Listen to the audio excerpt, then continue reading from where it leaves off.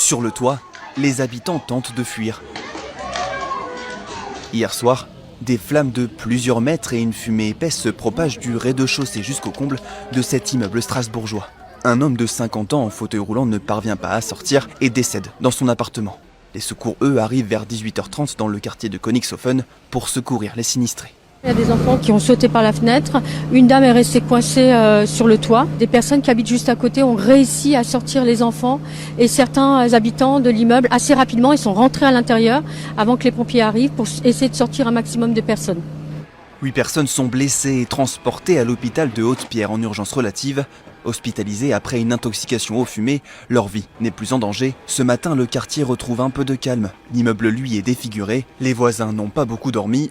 Pour Sandrine, il pourrait s'agir d'un règlement de compte. Il y en avait un de ceux-là, en fait, qui avait dit comme quoi si tu me règles pas les sous tel et tel jour, tu n'auras plus d'appart. Et donc à ce moment-là, quand le feu s'est enclenché, j'avais juste dit j'ai vu un homme sauter par la fenêtre. Un homme suspecté d'être à l'origine de cet incendie mortel a été placé en garde à vue. Il serait connu de la justice. Juste en face, Mehmet ouvre son bar avec encore beaucoup d'émotions.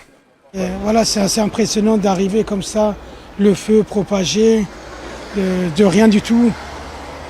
Ça choque, c'est un peu normal que ça choque les gens. Le nombre de personnes qui sont en surpoids, je me demandais pourquoi il n'y aurait pas une mesure qui serait prise pour limiter le sucre dans les aliments. En Belgique, il n'existe aucune mesure qui oblige l'industrie à limiter les sucres ajoutés dans les aliments et les boissons. Pourquoi ? Parce qu'il faudrait le faire au niveau européen, puisque nous sommes dans un marché unique et que beaucoup de produits sont importés. Et puis parce que jusqu'ici, les autorités préfèrent la concertation avec le secteur. Ça marche dans une certaine mesure, même si ça ne suffit pas. Aujourd'hui, par exemple, 4 boissons dites rafraîchissantes sur 10 sont sans calories ou avec peu de calories, et 6 sur 10 sont sucrées. Le secteur ne distribue plus ces boissons sucrées dans les écoles et le 1er janvier prochain, la publicité pour les aliments sucrés sera interdite dans un périmètre de 150 mètres autour des écoles. Et vous, que pouvez-vous faire avec votre fringale ou votre envie de soda ? Boire le moins possible de boissons contenant des sucres ajoutés. Si vous en consommez, évitez celles qui contiennent plus de 5% de sucre. Sur toute votre journée, ne pas dépasser 10% de sucre ajouté dans votre apport d'énergie.